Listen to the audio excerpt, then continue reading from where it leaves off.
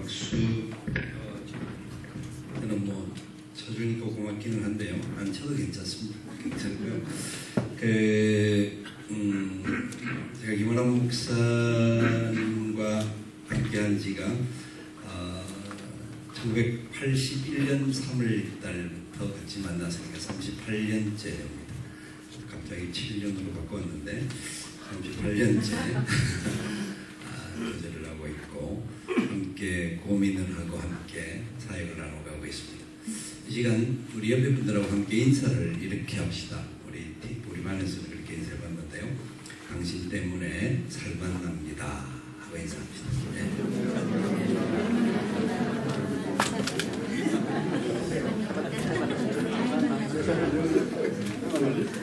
근데 그게 리얼리가 돼야 되는데 진짜로 어떤 분들은 인사하면서 절대 안 하고 가만히 쳐다보는 분들이 있습니다. 그분들은 보통 그 속에 담고 있는 내용이 이런 내용입니다. 니만 안 보면 살겠다. 참 이게 저는 이 인사를 어디를 가든지 인사를 같이 나누거든요. 왜 그래야 되느냐? 우리는 진짜 우리가 누군지에 대한 자기 정체성이 정확하다고 하면 우리 때문에 다른 사람들이 살맛이 나야 됩니다. 우리 때문에 다른 사람들과의 관계 속에서 우리도 살맛이 나야 되고 나도 저 사람에게 살맛이 나게 해주는 사람이 되어야 합니다. 왜냐하면 내 안에 예수님이 계시기 때문입니다. 아멘. 그런데 실제로 우리는 머리로는 알고 있는데 실제적인 삶 속에서 얼마만큼 우리 주님을 모시고 살아가고 있는지를 말씀을 통하여서 점검하고 말씀에서 요구하는 그 명령 앞에 순종하고 반응을 해야 합니다. 저희 마가복음을 볼 때마다 굉장히 많은 내용들을 단순하게 우리에게 도전을 주는 메시지로 마가는 담고 있다고 보는데요. 마가복음 오늘 읽은 본문은 마가가 예수님의 공생애의 첫 시작을 알리는 메시지입니다. 예수님의 공생애의 가장 놀라운 그 스타트를 말씀하고 있는 내용인데요. 여러분 이 말씀을 보기 전에 1장 1절에 이렇게 마가가 이야기를 합니다. 1장 1절 우리 같이 한번 읽어볼까요? 하나님의 아들 예수 그리스도의 복음의 시작이라. 하나님의 아들 예수 그리스도의 복음의 시작이라 라는 메시지를 던집니다. 마가복음 1장 1절은 제가 볼 때는 마가복음의 서론이고 본론이고 결론입니다. 이 마가복음 1장 1절은 우리 인생, 특별히 예수 그리스도를 나의 주 나의 하나님으로 고백하는 모든 성도들 뿐만 아니라 여러분같이 신학을 한다고 하는 사람들에게 있어서 더더욱 이 메시지는 우리의 고백이 되어야 합니다. 기록되어 있는 로고스로서 받아들이는 정도가 아니라 이 말씀이 레마로 내게 부딪혀와야 하고 이 말씀 때문에 내 삶의 방향과 생각과 행동들이 연결되어져야 합니다. 우리는 마가복음 1장 1절을 그냥 별로 부담 없이 읽고 그럴 것이다 라고 생각을 하는데 마가복음 1장 1절이 기록되었던 시대 속에서 이 마가복음 1장 1절의 메시지는 엄청난 파괴적인 말씀이었습니다. 하나님의 아들 예수 그리스도의 복음의 시작이라. 이 메시지는요, 그 당시 기록된 문헌을 살펴보면 신의 아들 가이사 아구스토의 복음의 시작이다 라고 하는 문장들이 있습니다. 그 당시에 모든 나라의 그리고 권세의 모든 정치, 경제, 사회 모든 것의 집중은 가이사 아구스토에게 있었습니다. 이 시대적인 배경이죠. 그런데 어느 날 갑자기 나타난 시골의 청년을 모시고 있던 무리들이 그분이 뭐 죽었다가 부활했다 하는 이야기를 하고 난 이후에 기록된 메시지니까 어떤 사람을 들어서 이야기하는데 하나님의 아들 예수 그리스도의 복음의 시작이다 하는 메시지를 선포하는 겁니다. 여러분 우리는 아니까 그래 아멘 할 수 있는 말씀이지만 그 시대에는 이 말씀이 절대로 그들의 삶의 자리까지 가기가 어려웠던 말씀이었고, 이 말씀이 그들의 모든 가치관과 상황과 행동의 근거가 될 수 없는 메시지였습니다. 다른 말로 우리에게 한번 적용을 해본다고 하면, 지금 여러분들은 예수 그리스도 그분만이 내 삶의 전부라고 확실히 믿습니까? 아멘? 별로 아멘이 없잖아요. 아니, 아멘 안 해 좋습니다. 내 중심에. 아니, 우리는 입술로는 아멘을 하지만 또한 우리 마음으로 어느 부분에 대해서 분명히 동의를 하지만 실제 삶의 자리에 들어가서 예수님만이 내 모든 것의 전부다. 그래, 그분으로 모든 것이 기초가 되어야 하고 중심이 되어야 하고 목표가 되어야 한다 하는 말에 얼마나 실천하고 있는지를 점검해야 합니다. 그것이 없다고 하면 우리는 복음을 모르는 겁니다. 우리가 진짜 알고 있는 복음이 무엇이 복음입니까? 복음이라는 것은 기쁜 소식입니다. 유앙겔리온이라고 쓰여졌던 단어는 절대로 성경이 시작하면서부터 시작된 게 아닙니다. 그 복음이라는 단어는 그냥 일상용어로 사람들에게 기쁜 소식이라고 들려졌던 이야기입니다. 기쁜 소식이 뭡니까? 좋은 일입니다. 내게 일어나는 행복한 일, 즐거운 일, 우리가 살고 있는 이 땅에서 우리가 뭐 시민권을 얻는다, 우리가 살고 있는 이 땅에서 우리의 사업이 잘 된다, 자녀들이 잘 된다, 그것들도 유앙겔론입니다. 그렇기 때문에 예수 그리스도의 복음이라고 하는 메시지가 연결되어서 나오고 있다는 것을 아셔야 합니다. 복음이 그냥 복음이 아니라 예수 그리스도의 복음이라는 겁니다. 하나님의 아들 예수 그리스도의 복음이라.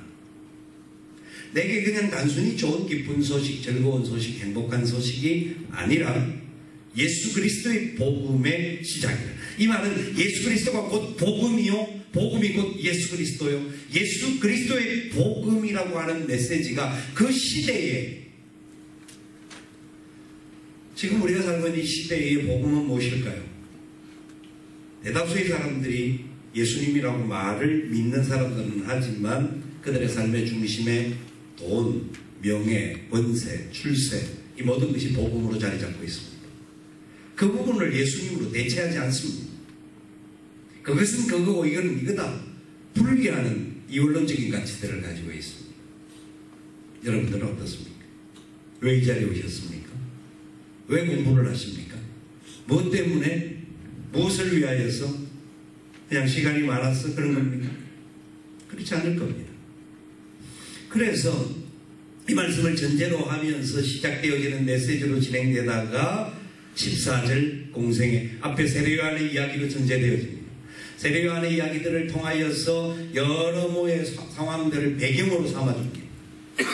저는 이 메시지 마가복음 1장을 보면서 우리의 삶은 결국 세례요한과 같은 삶으로 가야 되지 않겠나 하는 마음으로 말씀을 봤습니다.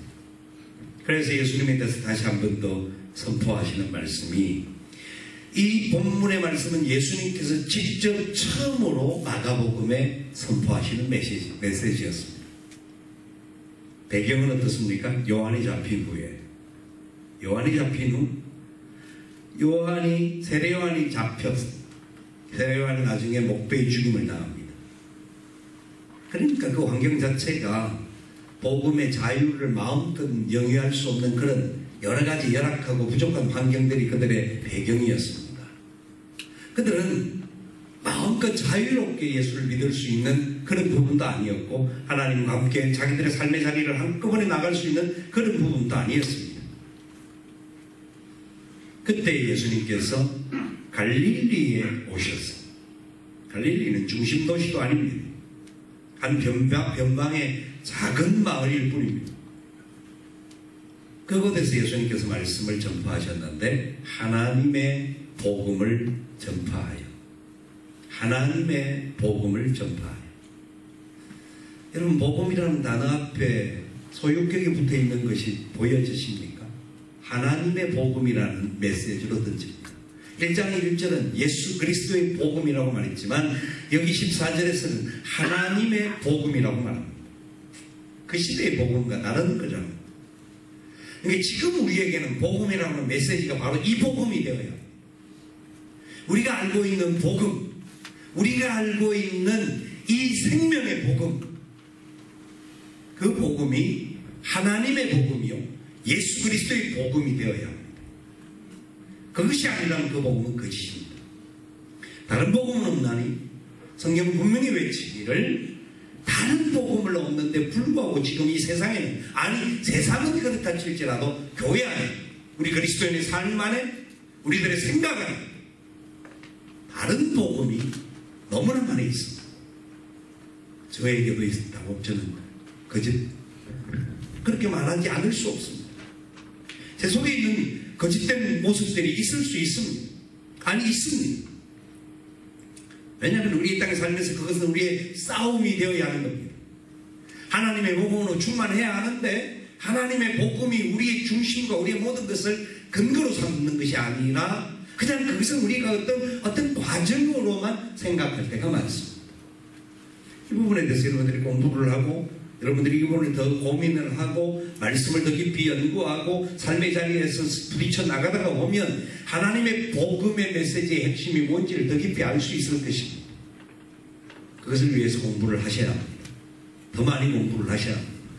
예수님께서 이 복음서에서 말씀하실 때마다 복음에 대한 이야기를 할 때에 수식어가 항상 따라붙습니다. 예수 그리스도의 복음, 하나님의 복음, 아니면 하나님 나라의 복음. 왜 그렇게 수식어를 붙이는지 모르겠습니다. 복음서에 보면 아니 붙일 때도 있지만 거의 대다수가 많은 부분에 앞에 수식어가 붙습니다. 왜? 다르다는 것. 그 시대에 따랐던 가이사의 복음이 아니라는 겁니다. 가이사의 복음은 제한된 사람에게만 복음의 아름다운 영향력이 있었습니다. 가이사를 따르는 사람들은 그 땅에 풍요로움을 누릴 수 있는 여러 가지 것들을 혜택으로 받았습니다. 로마는 길을 닦고 그 길을 닦고 난 다음에 나라를 점령합니다. 점령하면 그 나라에 가서 그 나라를 통치하고 그 나라의 모든 소유들을 얻을 수 있는 사람은 가이사의 복음에 추종하는 소수의 몇 사람들이었습니다. 다수의 사람들도 아닙니다. 그들이 가이사의 복음을 따랐던 사람들이었기 때문에 자기들의 삶의 풍요로움과 많은 부분이 있었습니다. 그래서 모든 사람들이 가이사의 복음을 추종하고 가이사의 복음에 눈에 들기 위하여서 굉장히 많이 발버둥을 쳤던 것을 역사적으로 볼 수 있습니다. 이 시대, 저와 여러분이 살고 있는 이 시대는 21세기를 긋고 있는 시대고 4차 산업혁명이 시작된 시대입니다. 지금까지 지내왔던 여러 가지 시대적인 상황만 해도 우리의 가치관과 우리의 신앙의 어떤 기준점들이 얼마나 많이 혼재되어지고 혼란하고 흔들리고 있는 시대인지 모릅니다. 복음에서 말씀하는, 아니 예수 그리스도의 이름으로 말씀하는 성경의 수많은 사건들이 부인되어지고 그냥 인간들이 가질 수 있는 가치의 좋은 생각들을 복음이라고 바꾸어 놓고 있는 시대를 우리는 살고 있습니다. 이 시대 앞에 저와 여러분들은 다시 한번 깨달아야 할 말씀이 오늘 이 본문의 말씀이라고 저는 확신합니다. 그래서 예수님께서 하나님의 복음을 전파합니다.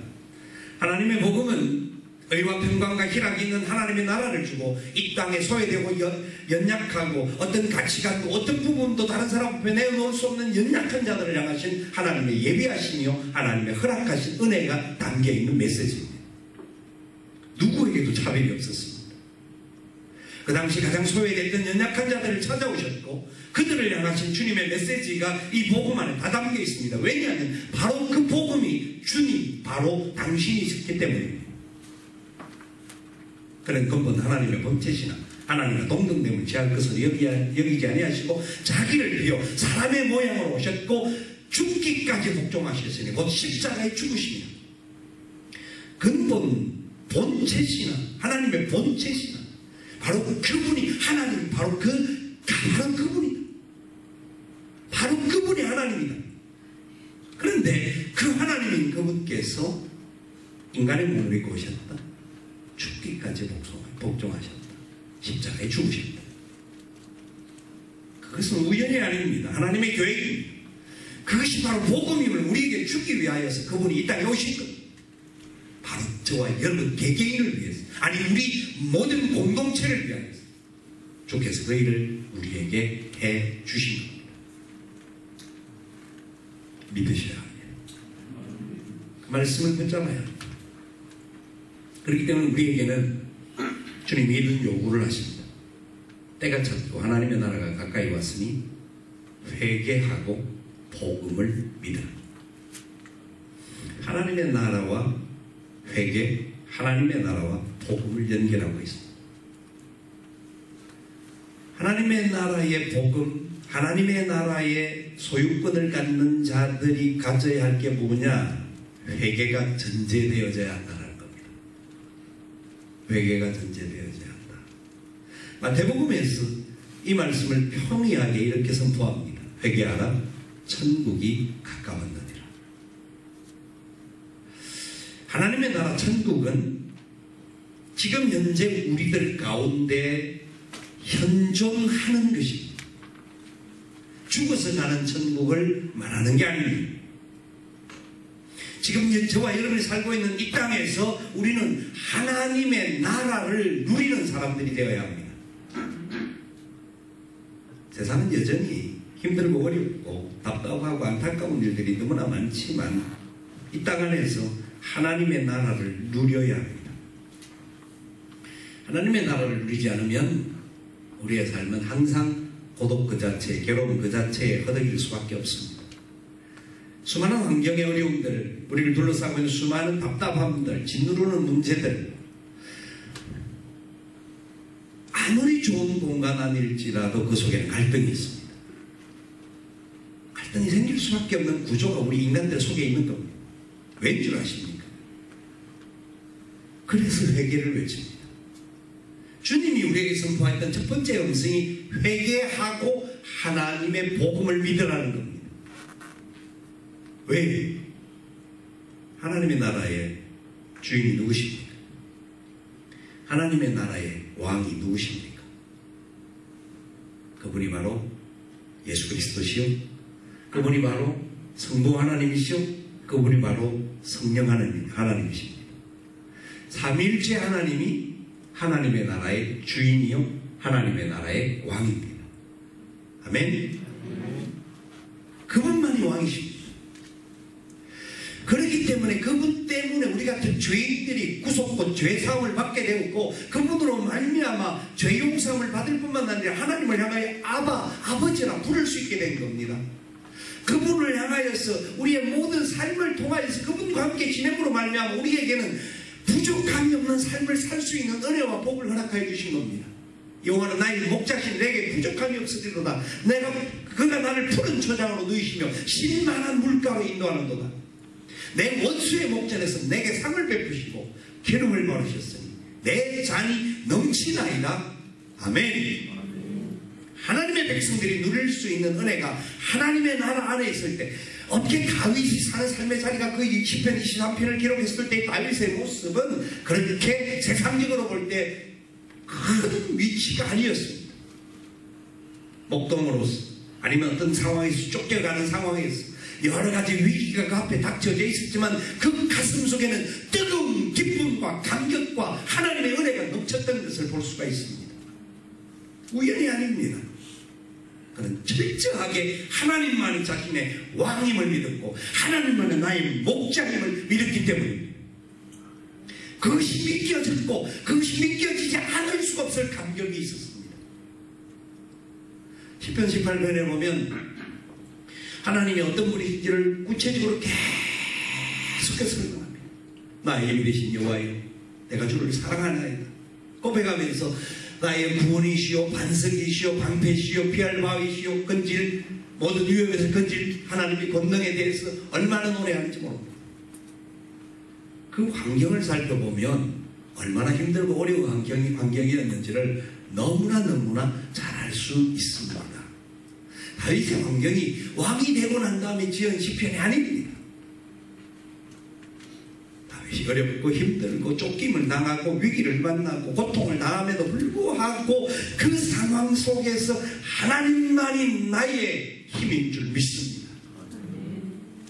하나님만이 나의 주인 줄 믿습니다. 주님을 따를 때 내게 부족함이 없습니다.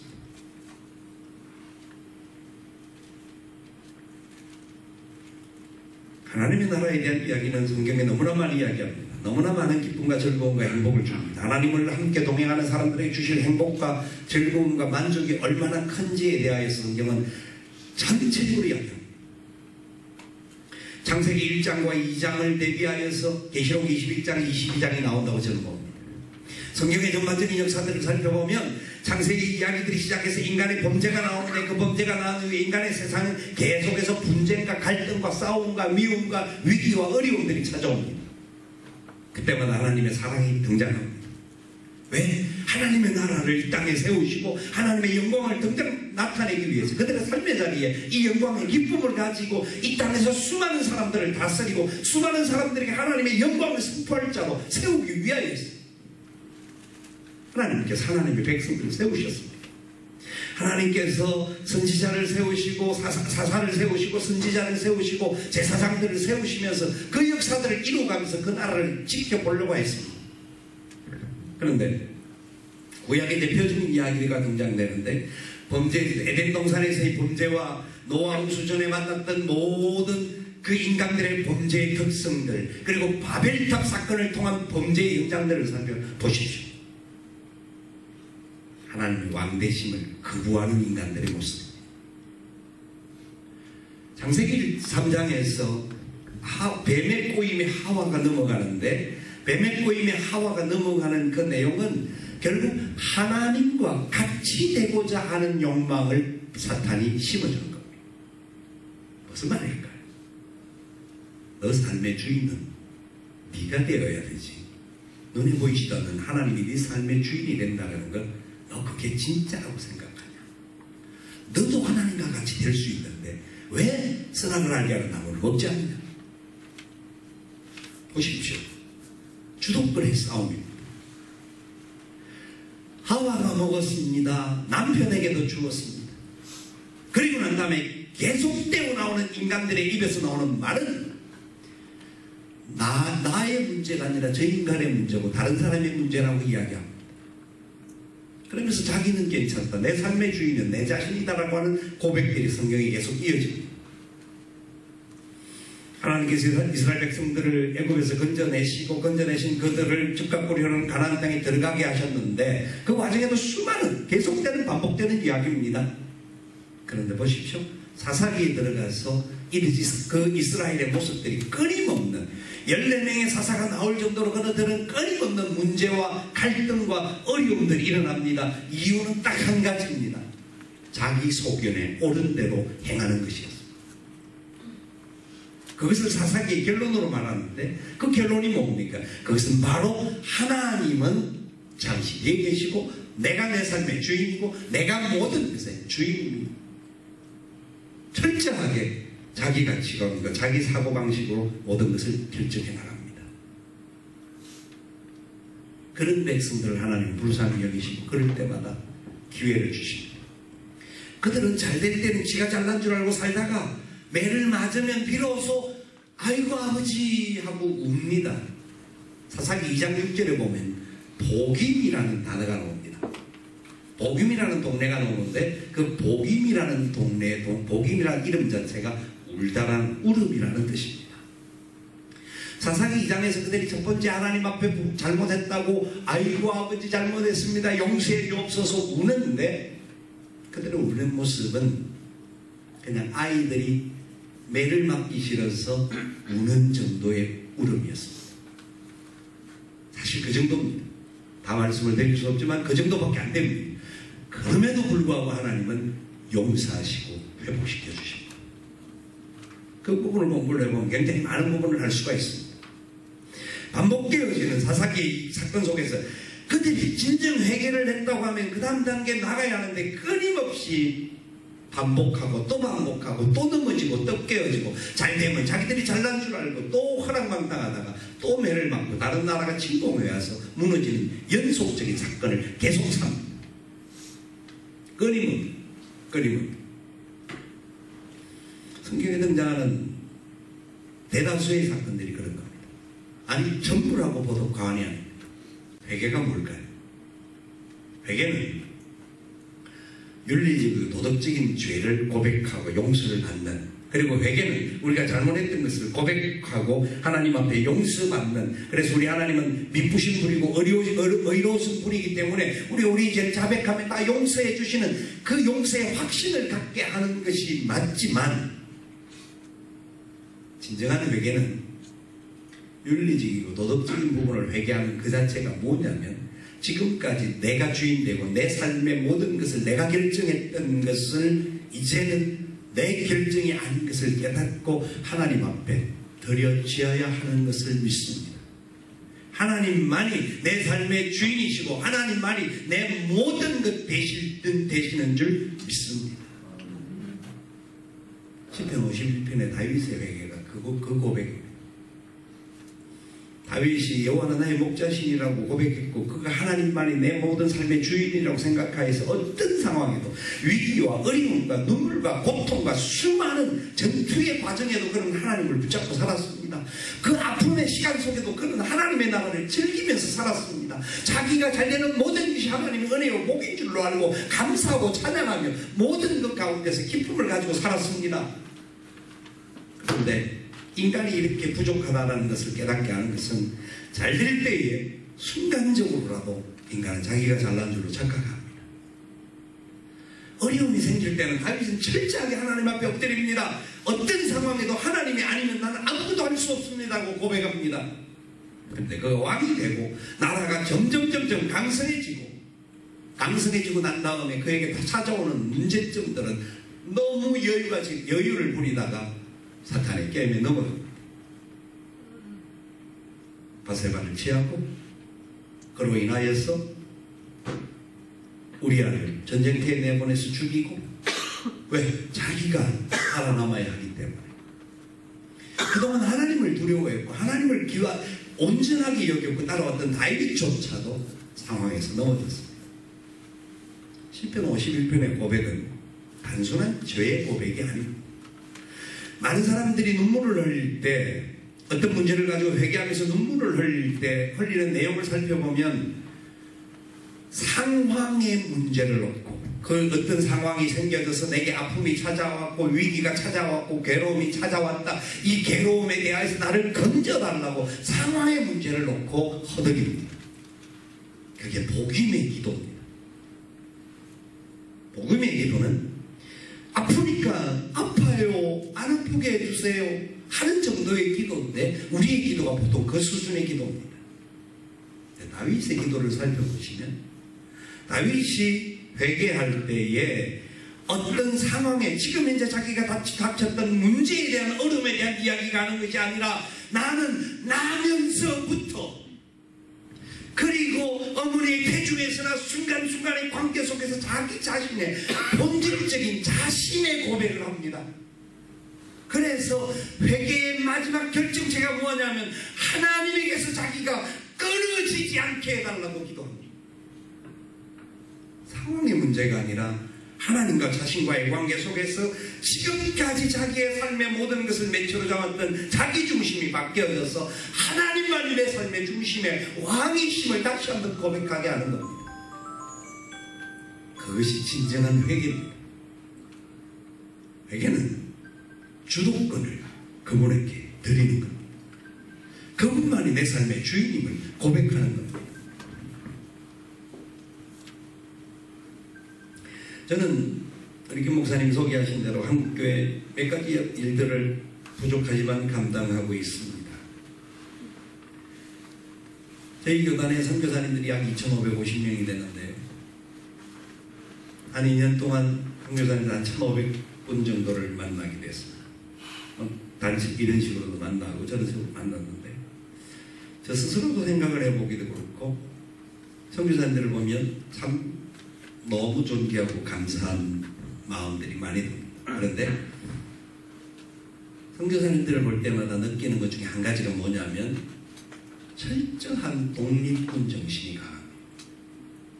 자기중심적인 가치가 굉장히 강하다는 겁니다. 그들은 하나님의 나라를 위하여서 그 땅에 복음을 들고 갔고, 복음을 들고 가서 그들을 위하여서 죽기까지 헌신하기를 결단하고 갔습니다. 그런데 현장에 가서 동료들과의 갈등 굉장히 힘들어합니다. 이상하지 않습니까?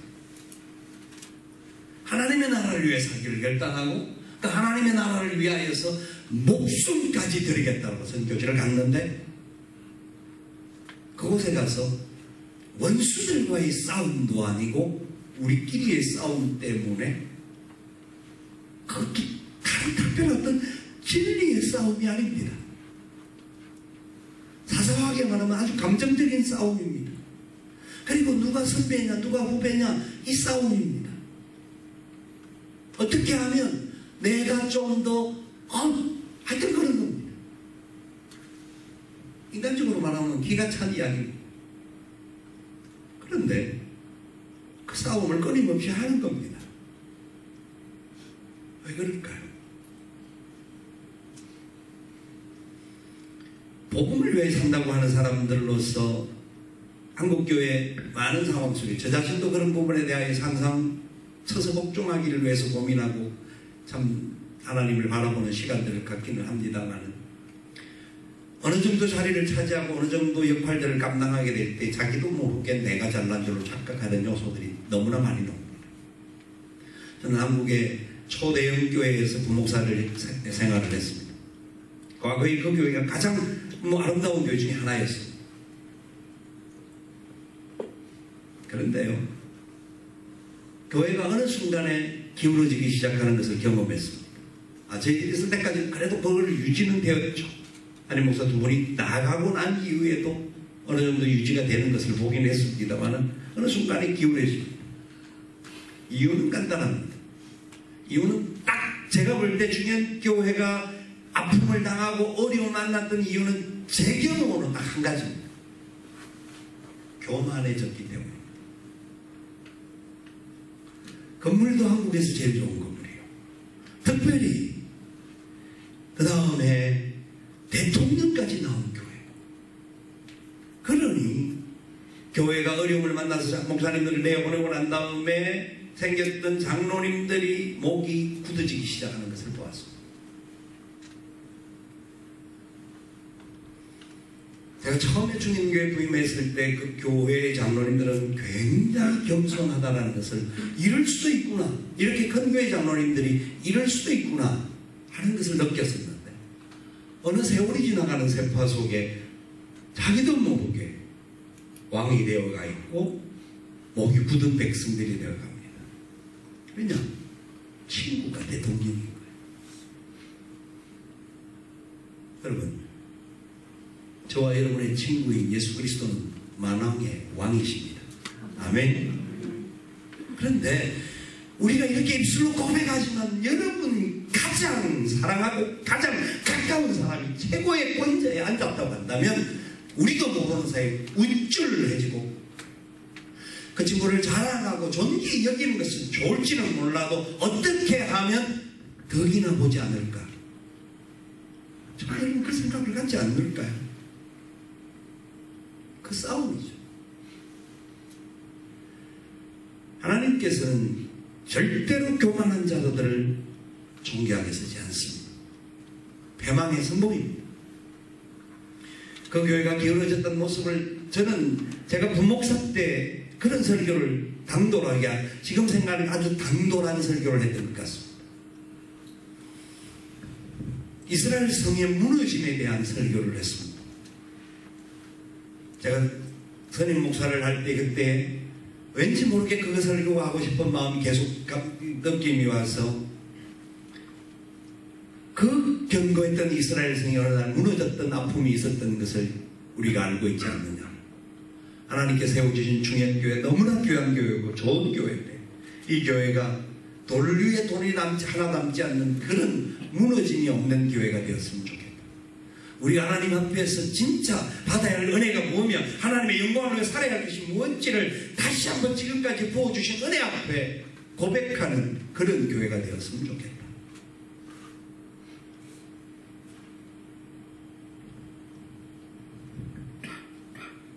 모르겠습니다. 왜 그렇게 택도 없이 용감하게 했는지는.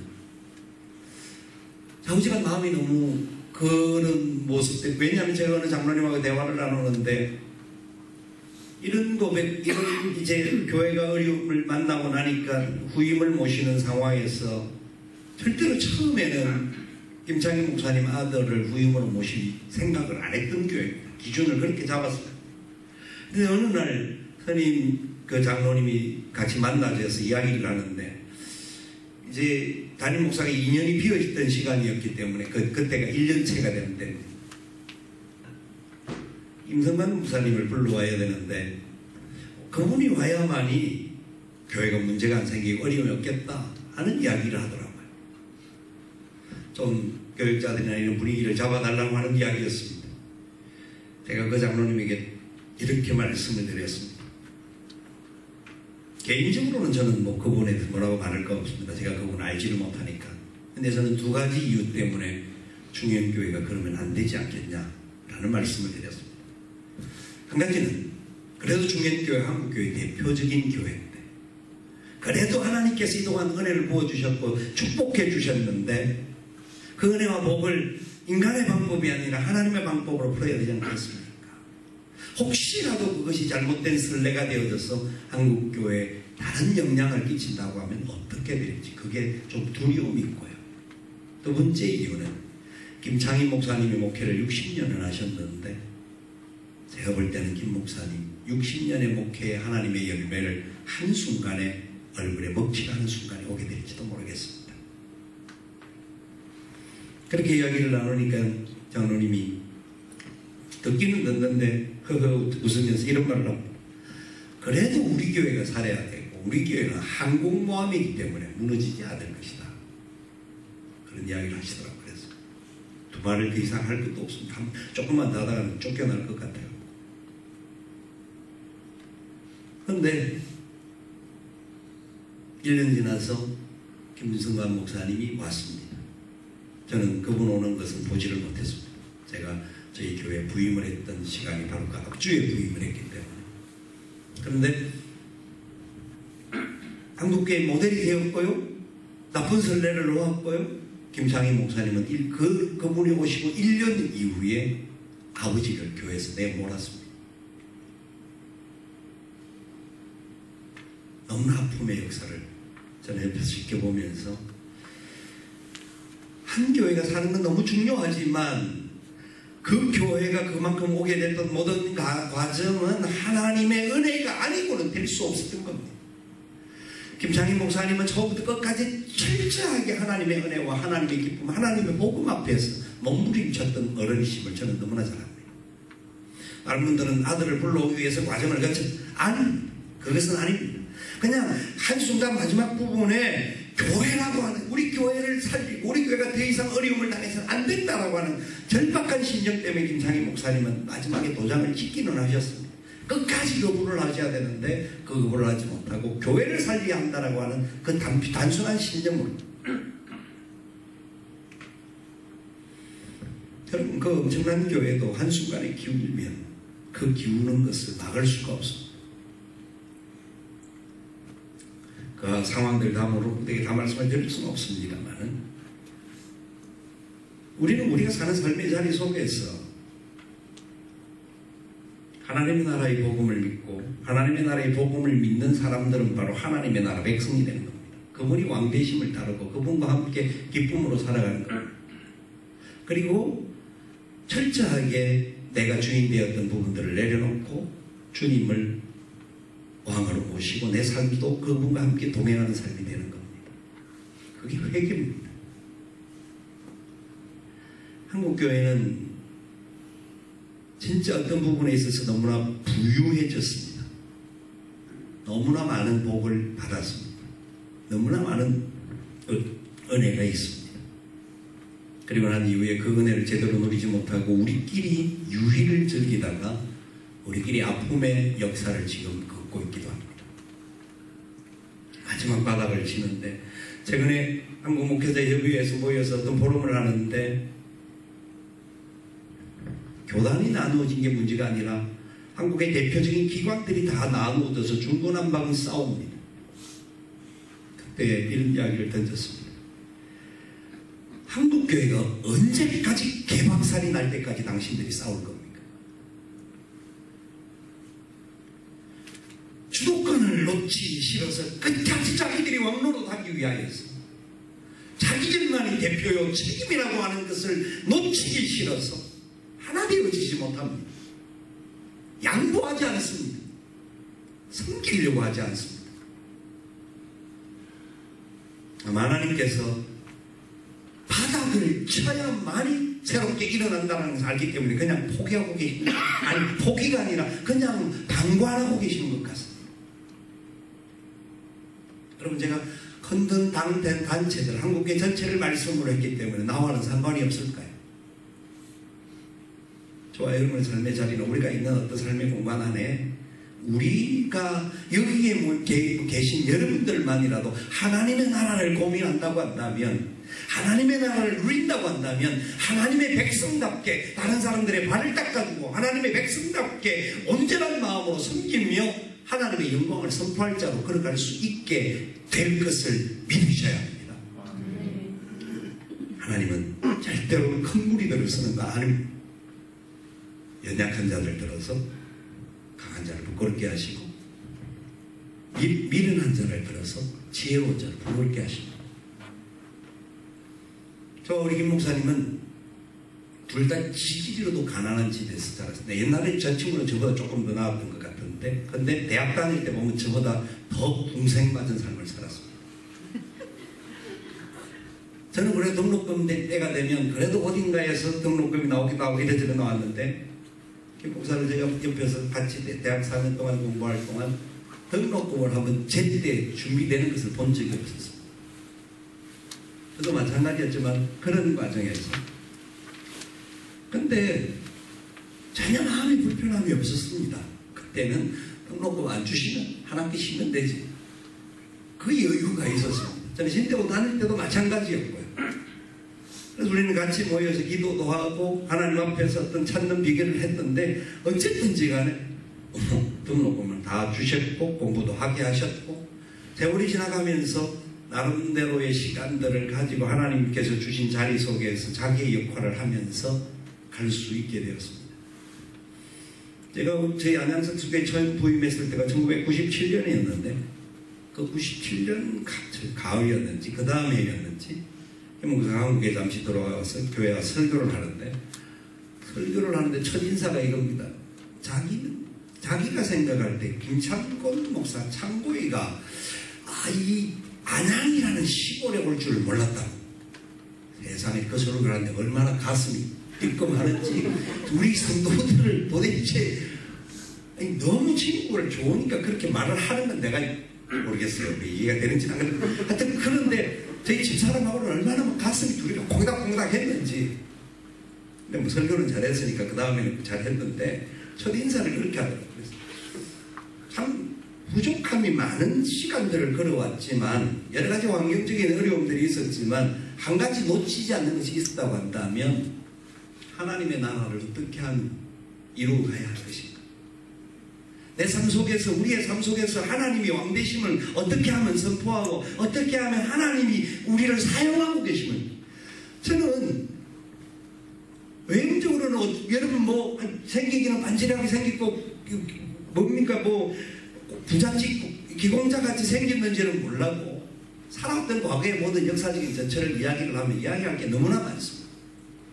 그런데요, 보잘것없고 약하고 내어놓을 것 없는 자들이지만 하나님 나라에 대한 고민과 몸부림 속에서 어떻게 하든지 그분의 손에 붙들리기를 소망하고 결단하며 믿음으로 달려오니까 하나님께서 세우시고, 하나님이 필요로 하셔서 일을 시키시고, 하나님이 필요로 하셔서 맡겨주시는 것을 경험했습니다.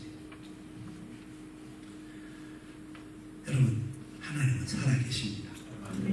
지금 여전히 살아계십니다. 하나님 잠자지 않습니다. 하나님 없는 분 아닙니다. 호주 땅은 아무리 힘들어도 하나님 살아계십니다. 여러분의 삶의 자리가 어떻든지 그 자리가 하나님이 살아계신 자리임을 경험하셔야 합니다. 그래서 우리 속에 하나님의 나라를 누려야 합니다. 그래서 우리끼리는 서로에게 살맛이 나게 해줘야 합니다. 내가 받은 은혜가 있다면 나누어야 하고요, 저들의 아픔이 있다면 같이 울어줘야 하고요, 그들의 기쁨이 있다면 같이 기뻐해 줘야 합니다. 하나님의 백성들이 할 수 있는 놀라운 일들입니다. 우리는 다른 사람이 잘 되면 배가 아프고요. 남이 못 되면 아이고 그래 어떡하 하면서 속으로는 말 안 하고요. 어떻습니까? 하나님의 나라를 누리는 우리입니까? 진짜 내 속에 끊임없는 예수 그리스도 때문에 감격이 있습니까? 그 고백 때문에 이 자리에 와서 공부하려고 오신 겁니까? 저는 승대원 졸업할 때 하나님 제가 목사가 될 자격이 있습니까? 물어봤습니다. 지금이라도 저는 장사를 하면 훨씬 더 잘할 수 있을 것 같은데 제가 굉장히 그런 거를 잘합니다.